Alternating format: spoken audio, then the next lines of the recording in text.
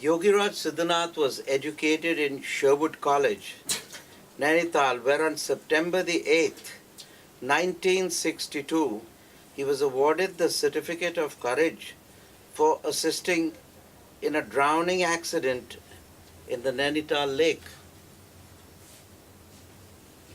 And besides him was seated his swimming coach named Mr. Johnson. This is 60 years back. And they and a few others were besides us. They took a great risk for sending boys repeatedly to the bottom of the lake for 30 to 40 feet in rendering assistance in a drowning accident.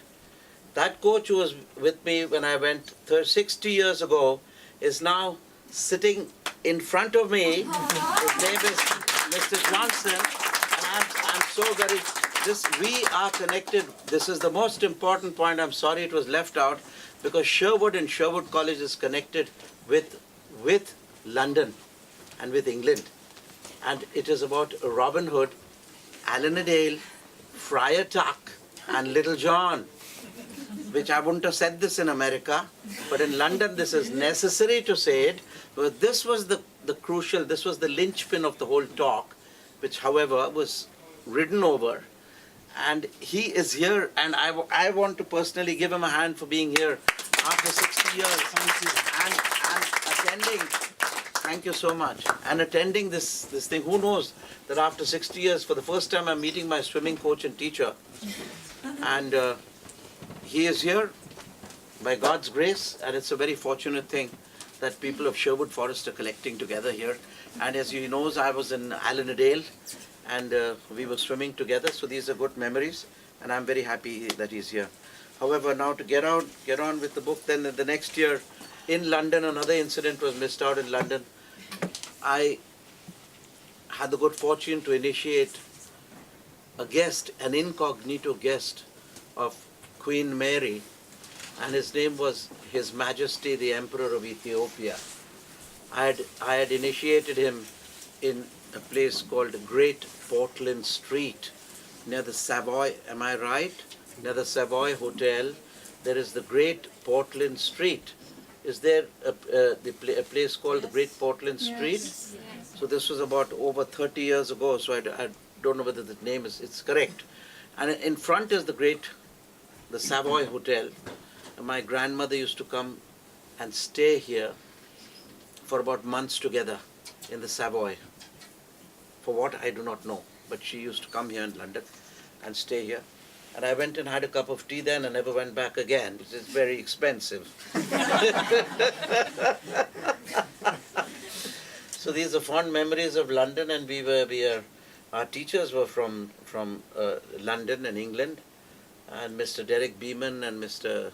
Watson and Mr. Eakins, and most of all, our dear principal, a Welshman called Reverend Llewellyn. He was a Welshman, and he was very, very strict with us. I'm very thankful to him. I take this occasion to remember I floated off into this Riviera of my memoirs, connecting us with London and with you people, because our teachers were British. And as you see, we can't do without poetry, because in this book here, the Yoga Sutras of Patanjali, which is a special edition, it's a small little book. I tried to calculate the inner pocket of the lady's handbag, whether this would fit in, it wouldn't tumble and become like this. So many ladies confirmed later that it fits into our bag, and there's a little pocket. I do not know how far that is or what bag it is. However, so this is the book for you all. And this is a book. When I went to school, I also gave this talk. I was the chief guest at Sherwood, as Mr. Johnson sir knows. I said I've been educated, but one education has been lacking. And this is the outer education. The objective education was given by Sherwood College to me, and then the Ferguson College. But I gave a talk on the education of inner knowingness. And this is what this book is about. This book is lacking from the libraries. This education is lacking. It is the education of inner knowingness. I'm going to talk to you about this book it is so very important as to what we've missed. The education of inner knowingness. You see, let me tell you first, the word education comes from the Latin word called educere, bringing in the light. Bringing in the light. And this education does exactly that. It takes you to enlightenment, inner light, bringing in the light. Enlightenment means inner enlightenment. And it's about three things which people talk so glibly about, but they know so little of. Of course, this has trickled down, the mindfulness word has trickled down from old ancient books like this. This is called the Yoga Patanjali. These are the Sutras of Patanjali, written over 2,000 years, 200 years BC. And still nobody's been able to make corrections. They have differences of opinion, different ideologies, like I have stated in this, but every sutra is so accurate that it's a must read for everyone. From this I got out three things which I'm trying to teach, the education of inner knowingness. It has three things in it. Mindfulness. How many of you have heard of mindfulness? Okay. Well, this is the time, first time I'm going to really tell you what mindfulness is. Your version and what you all have taken it from the sutras which went to the Buddhist teachings, and from the Buddhist teachings you got this mindfulness. If you want to know the source, it's from this book. The word mindfulness. The education of inner knowingness consists of three parts: mindfulness, soulfulness, and consciousness. I've given you a choreographic description so you'll know mindfulness is at the lowest level. Higher than that is soulfulness, and higher than that is consciousness. So the first state of inner education is to focus on your mind and try to calm the ripples of thoughts in your mind's lake. As long as there are ripples of thoughts in the lake of your mind, you cannot see the moon of your delight. That is your soul. Because if you go to any pond, let's say a little pond, on a full moon day, you can see the moon, but when you throw a pebble in the pond, there are a lot of ripples that take place. And the image of the moon is fractured into little pieces. You cannot see it. So your mind is like a lake, and your thoughts are disturbing the still image of the soul. The answer lies within. But in order to get to mindfulness, you have to still the bedlam of misery which is created by your own thoughts. Try with inward concentration. Mindfulness is a state where a steady flow of thoughts, without being interrupted by any other thought, is able to place its attention on a particular object. When the mind is undisturbed by any other object or thoughts and is focused and filled with only one thought, bereft of all other thoughts, then you are in a state of mindfulness.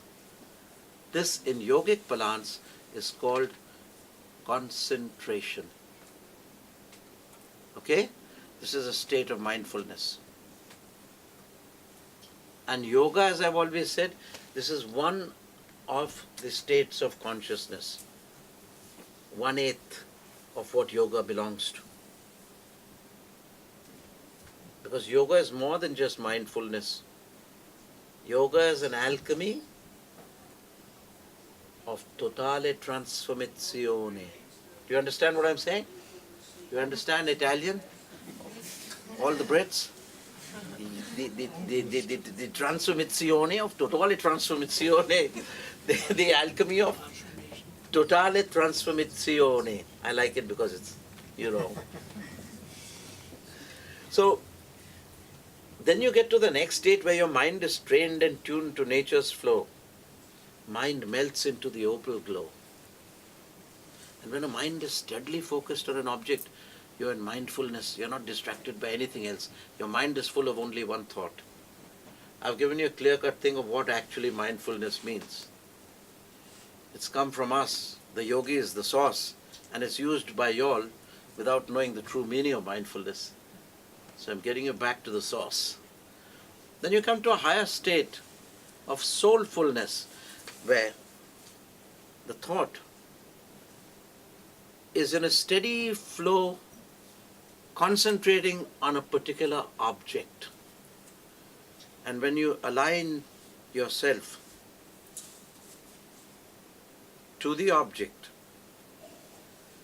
and from concentration, you go into a state of steady flow with no distraction and no effort. So any concentration done in an effortless way, where in that effortless way, you forget yourself and become the object.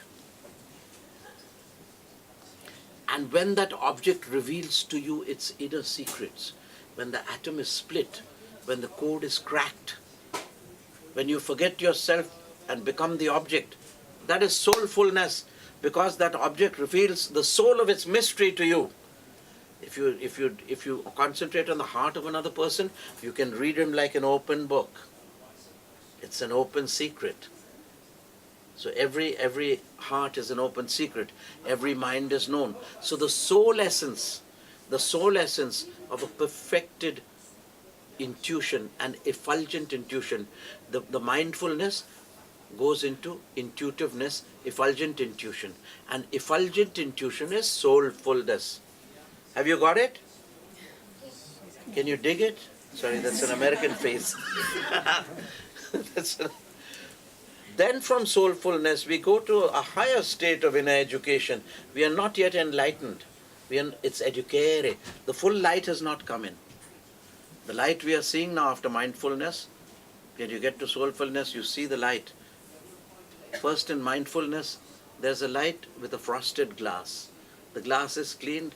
To soulfulness, the mind flame is there with a crystal glass. And in the third state, the crystal glass itself is broken. The very fabric of mind has to dissolve, and you have to totally enter into consciousness. So the third stage of the education is where you get enlightened into consciousness, is the fabric of mind. What is the fabric of mind's ultimate constitution? The fabric of mind is ultimately made, it is an undifferentiated consciousness of radiant ether. A homogeneous consciousness, a homogeneous mind of radiant light, an undifferentiated mind of radiant ether. When this veil of the mind, light is removed, when even the last thought and the fabric of mind is dissolved from your inner knowingness, then is the education of inner knowingness. You have transcended light, and you know yourself as you are, and you have entered divine consciousness. So from mindfulness to soulfulness to consciousness. This is the psychology of spiritual awakening. This book is about the psychology of spiritual awakening. I have in my statement said here, this is the education of inner knowingness. And therefore, we add, although I honor that all these Western countries who gave us this fine education and discipline more so, I add another dimension and offer it to you, called the education of inner knowingness, where we add soulfulness and consciousness. Not only add it in theory, but tell you by the practice of yoga and kriya yoga how to get to mindfulness, soulfulness and consciousness, the inner enlightenment. Thank you.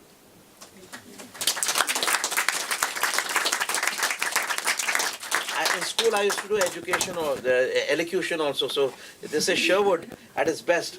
So when I met Kabir Bedi and these other guys, I asked them, I won it, Bachchan was there, Bedi was there. So I asked them, which year did you win it? So I said, we don't know. I said, but I won it, do you know that? He said, yes. And I won it, and Bachchan said, I also won it. So I said, okay, I'm just writing 1961 in this book. Because none of those guys, they were all there. And except for Rajiv Dhawan, and they told me so. I've said, I've not mentioned it here. I don't think I've mentioned it here. The allocation, no, I haven't mentioned. It was a small event compared to carrying out the effort of the drowning. Now I'm going to ask you guys, all of you, to sit at ease. We are one family. It's so an intellectual family reunion. Humanity is our uniting religion. Breath our uniting prayer. And consciousness our uniting God. When I give my UCCs, United Consciousness Conferences, during that time, I give you a state, my state of consciousness. My system of education is to give you a thought-free state where your mind melts into my consciousness, which is originally your consciousness, where your mind melts into my consciousness like a cube of sugar melts into a cup of tea. In America I say coffee because they have more coffee. Here in Britain they know tea as well as coffee. A cup of tea. You know those cubes? Now they don't use these cubes, right? They use stevia or some sugar-free or something. They give it to me also. Pretty tasteless. The Waitrose stevia. Don't take that. No taste. Take some other ones. Okay, now I'm going to invite questions regarding this book. I feel there should have been a sample book where they could see it and feel it, and I always feel a book before buying it, and then I see the edges like this. I put my hands like this. My dad used to do that all the time.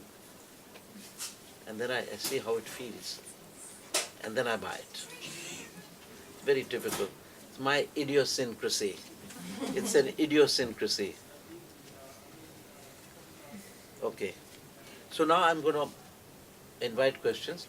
This is about yoga and the Ashtanga yoga, which you've heard of also, to further elucidate my point. Yam, Niyam, Asan, Pratyahar, Pranayam, Pratyahar, Dharana, Dhyan and Samadhi. But predominantly about Samadhi. Yoga Samadhi. Anything less than Samadhi is not yoga. So when you come to my retreat and you come to my sessions, I say, come share my Samadhi. Come share my consciousness. Come bathe in the spirit of the yogi. So you will literally feel that you are immersed in my immersion. You are bathing in this light. That's the practical experience. Many of them are here who have experienced it more than once. Many a time and oft. Where is this from? The Merchant of Venice? On the Rialto? Many a time and oft. I have to say that I'm good in reference to context, because although I was a tail ender in school, I remember my English marks were very high and I remembered it. Grammar was very bad. Poetry was very good. That's why I chose poetry. Okay. Here's the book.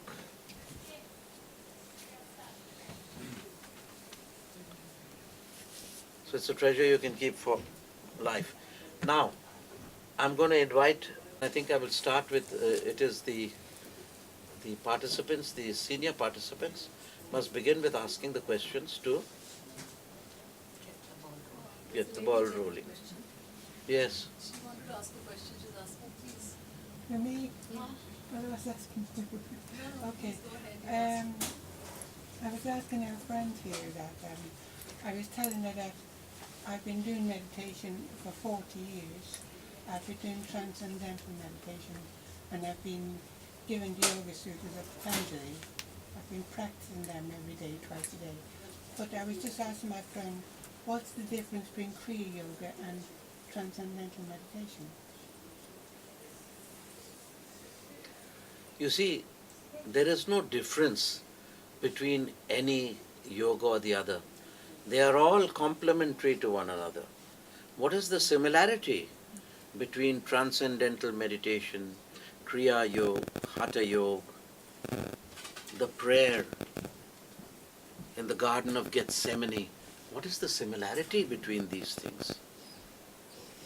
That should be the proper question.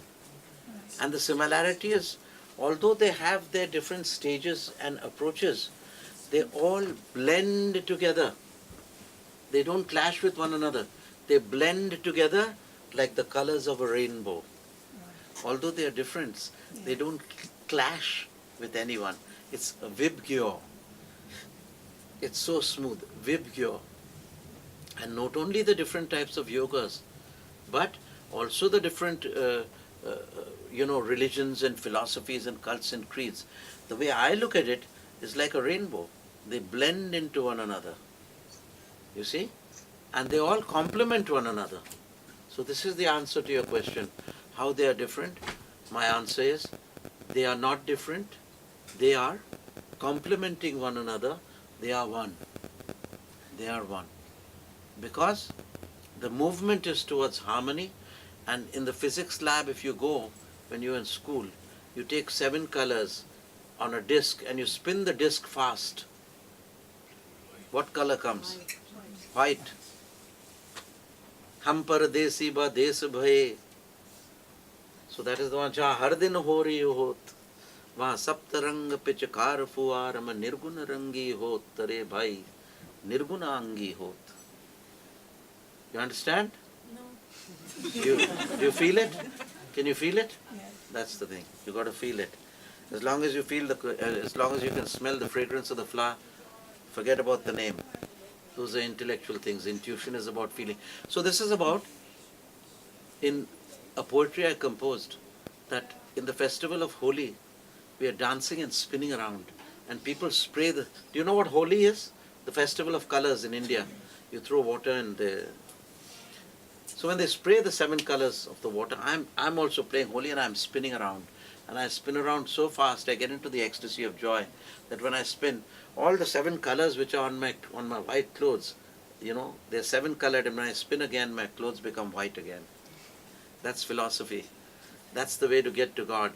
To amalgamate, to swallow all the differences of the world, to spin it so fast that it's ultimately one color, and then you disappear.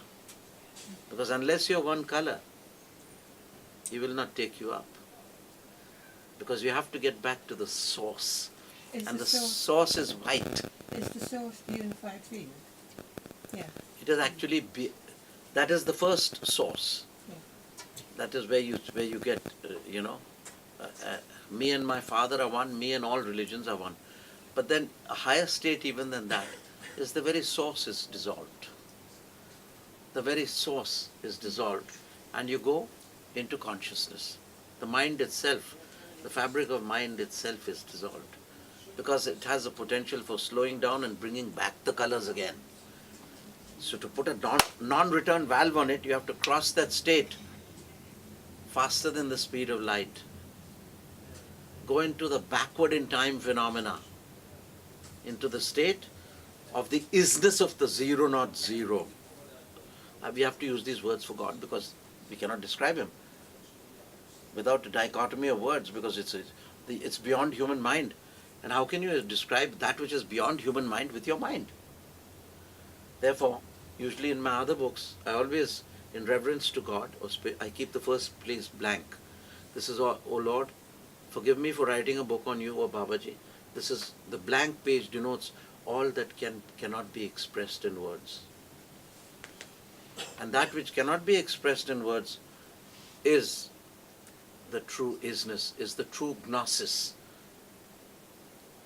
Right? Okay. How do you propose somebody who hasn't really started meditation or into yoga as such? How do they start? You've already started. I just have to make you aware of what you're doing. You've already started. I have to make you aware. First I make you aware by words. That the first starting is that we are all breathing. What is the connectus connecti of humanity? The breath. Because if I say, Our Father which art in heaven, this Hindu gentleman will say, oh no, we want to say Om Namah Shivaya, Om Namah Shivaya. Then the other fellow will say, Islam fellow, no, that's not right, it's La ilaha illallah. Then the Jewish Yahudin will say Ilahi, Ilahi, Lama Vastani. So their words are different. What is the thing which all humanity, what is the common religion? Humanity is our uniting religion. because we are born human. Breath, our uniting prayer, and consciousness, our uniting God. I've explained to you now, right? So this is intellectually. Yeah, that means. But you said that. when I tell you that I'm going to breathe through your breath, and when you feel my breath through your breath, then all your questions will melt. They'll say this, he's taken us to a different level because we walk the talk. We are walking our talk. If I say humanity is our uniting, breath is our uniting prayer, prove it. So if I say I can breathe through you and I give you the experience of my breath running through your breath, you say definitely. No other thing can do it but the breath. This is what I give in my retreats. This is what I give in my seminar. When are we having this special seminar? Saturday. On what date? 14th. On the 14th of Saturday, I'm having the seminar where I will give you the technique of breathing through your breath. I will be breathing through your breath. And that's an experience. Only for that it's worth coming, if for nothing else. No, that's an advanced course. It's an advanced course. So they can't do it. So then I cannot give it to you. Why should Then I cannot give it to you. There will have to be one course. Anyway, they'll have to time it, that the organizations, look how they've timed it at such a place where it cannot be given. Okay. Now next question. Ask some questions. So your question, you had something else to ask. What do you want to ask? You said that you have to give it to me. So basically, it's always a guru is required for this knowledge to be awakened. A mother is required, when a child is born, to put the lips of the child on the breast. She is the first guru. If a mother is required to guide the child and lay before it the passage for its evolution and its nourishment, and as you grow, a kindergarten teacher is required to teach kindergarten children of when to sleep, how to behave, how to eat. How much more will a Sadguru be required to teach you to cross the uncharted waters of the ocean of life? Certainly. Don't treat it as something bigoted or wrong or as a cult or creed. But logically, if you take it, even a small, from the time the child is born till the very end, you always require guidance. London, England is playing football today. My question is, does England really require a coach to play football and help it to win this? Of course, what a stupid question. But this is one match. Then for the match of life, the lifelong match, is not a guide required? Here is a pitfall, here's sinking sand, there thorns, keep away from them, go this way. So a rabbi, a rabboni, you know what is a rabboni? A rabbi? A rabbi is the teacher. In Jewish you call a rabbi a rabboni. So a master is the one who shows you the path. He is a beacon of light. It's not a cult and he says, I convert you to Christianity or I convert you to Hinduism. It's nothing at all. It's non-denominational. It helps you to what you're doing already better. And the moment I die unto you with my knowledge, I step aside. Nothing more is done. The water is clogged. I just make away with my things. I take away the clay and the dirt and the water flows its way. He removes the obstacles and gives you the direction. He does much more, depending upon the degree of faith, because he is your very soul essence. If he can breathe through you, then that is a true Sadguru who is your soul essence. Because like you say, hi, give me a hug and all, it's not like, breathing through your breath is not like, hi, give me a hug, is it? It's a culture shock to people in Britain. Nobody does that. So when you do that, I'm breaking you a new dimension, telling you, dear souls, is tied. At the level of consciousness, humanity is one. And the cord, the soul essence which ties humanity as one family is the breath. That is the connectus connecti of humanity. Right? So you will experience it sometime. Yes, now next question. Gurunath, you've given us this book, I guess, for a reason. I'm just wondering, what's the best way to use it? How do we penetrate or unite with the heart of it and gain this wisdom? You see, the beauty of the book is that as you read it, you can practice. Techniques are also given in this. And to make it simpler, there's a chapter of Kriya Yoga in this. So Patanjali Yoga Sutras and Kriya Yoga, you see? And all these meditations, they are one. It's given in this. And then, of course, if you want guidance, I am there to guide you and tell you how to practice this book and assimilate it. Read, mark, and inwardly digest. Right? Here it is. So you will be able to practice. It's the book is not merely for reading. It's not an intellectual exercise. You can practice it. This is important to practice.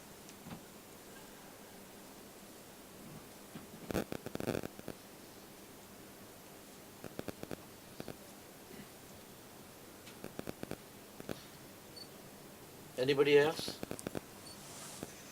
We came here a few years back, right? Was this the place I came? Same. I was sitting here only. Yes. Huh? Or upstairs. Upstairs, that's what I'm saying.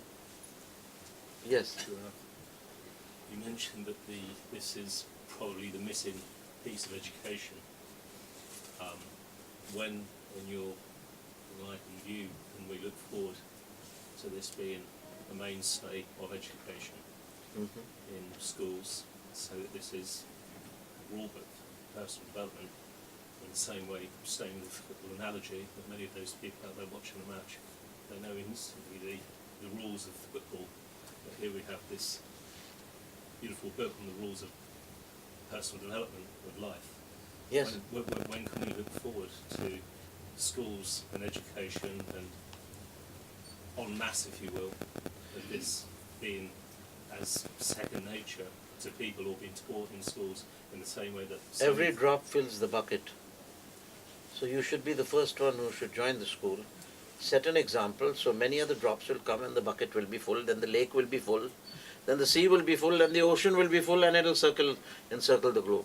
So we finish with ourselves.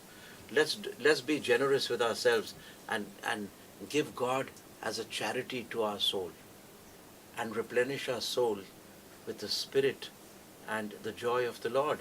By practicing this, you will be able to practice the joy. In India, that's why I have the advanced sessions, which I don't mix up with Kriya Yoga, because those techniques are not exactly mixed with Kriya Yoga. This understanding should have been clarified. This advanced course has nothing to do with Kriya Yoga, or you will have to have done a Kriya Yoga. No condition is put in India and in any other places. Anybody is allowed to come to the advanced course. But here I don't know under what conditions it must. If they connect it to Kriya, they cannot, because it's a higher Kriya. But this is totally the techniques given by Yogiraj SatGurunath, nothing to do with the Kriya Yoga, to give people an opportunity to experience his breath and get on with the Himalayan teachings, which have no connection that you have to be initiated as Hamsa Sevak, Hamsa Charya, Kriya Charya, or you have to take the first, second, third, fourth Kriya. It has got nothing to do with that. So this is what in the United States also I think it is open to non-initiated people, because I'm not bound to my word given to Babaji that Kriya Yoga will have to be learnt and this is the next step of Kriya Yoga. This is not, I'm just clarifying it, you don't have to change. But there is no harm, even if new people come and learn these techniques, there is no harm, because they have been totally developed and evolved by me with the blessings of Babaji. This is the thing. So these seminars, these classes which are taken have nothing to do with the Kriya Yoga. If you ask me Kriya Yoga questions, I can tell you there. But these techniques are the techniques of Yogiraj SatGurunath. Why a barrier is there, I have not understood myself. Perhaps they will explain to me. Nothing to do with Kriya Yoga. In India, we give it open. In America, we give it open. In Australia also, we are giving it open. There is no barrier that it should be. Maybe there's a reason here that there is a barrier has been put. So or we can see if we can have if there's a sufficient group of y'all wanting it, we can have a special session for y'all, which is this thing. We can do that. There can be a day. But I would like to know why if there's a barrier in this thing, because maybe of a certain not being explained by me properly or something. But in India, we allow everybody, even if it's a first-time newcomer, they come and learn the techniques. So that's that. Next question.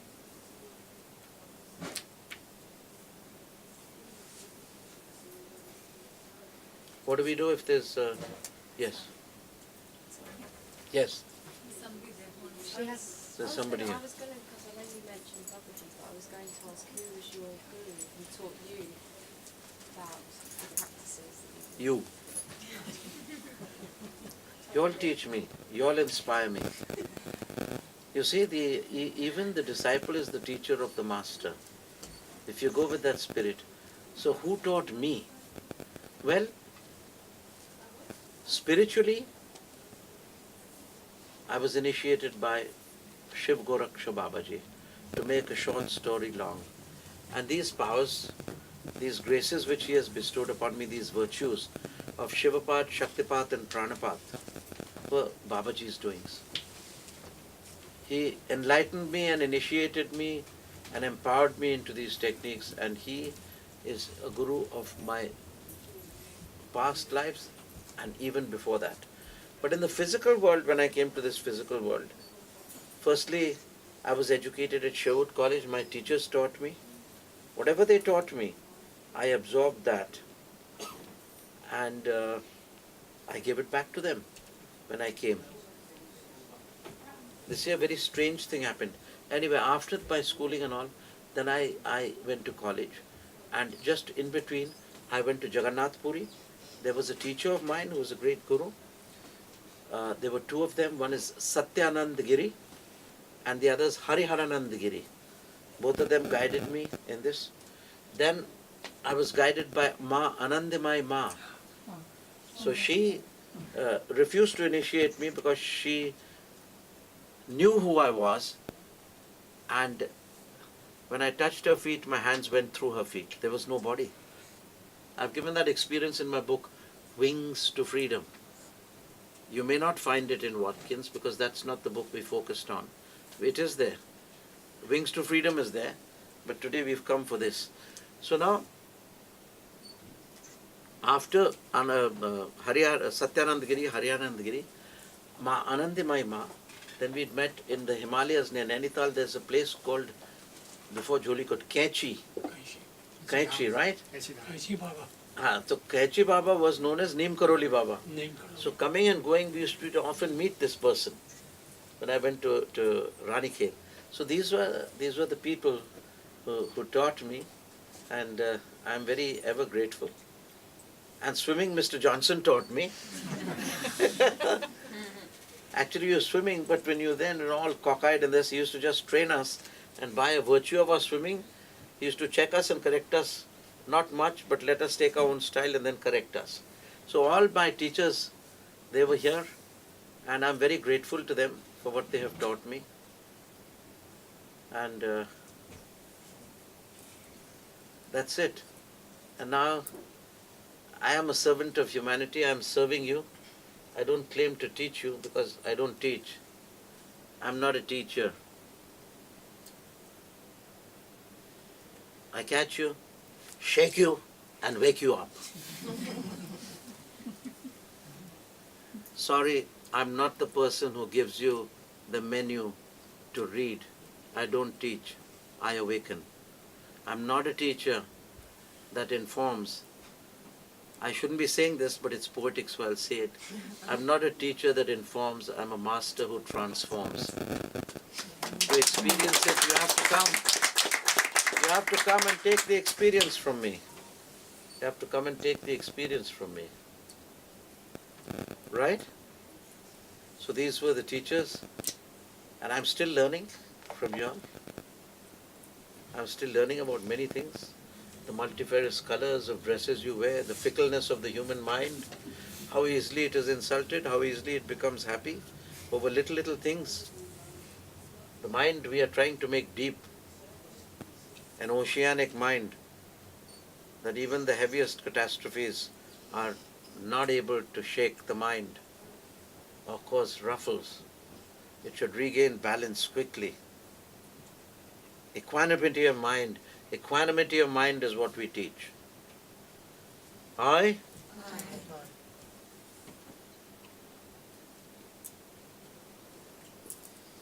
Yes. And now we will get on to the... Is there any other question? Yes. Oh, now, Anna's question. Okay, Anna, you're a special person. Come on. Come on, begin. Who is Who is Patanjali? Patanjali? Yeah, that's the thing we forgot. Who is Patanjali? You know, that's why I told her interview, otherwise they'll say, who are you? Who's Gurunath? Patanjali is one of the greatest yoga teachers. He formulated this book. He's one of the greatest yoga teachers of all time. And he has formulated this book, which even predated him, but he systematized, organized it, and definitely did more than write it. So he can rightly be called the author of the book. But Yoga NS was even before him. The art and the science of yoga is lost in the night of prehistory. That means it comes from another world cycle.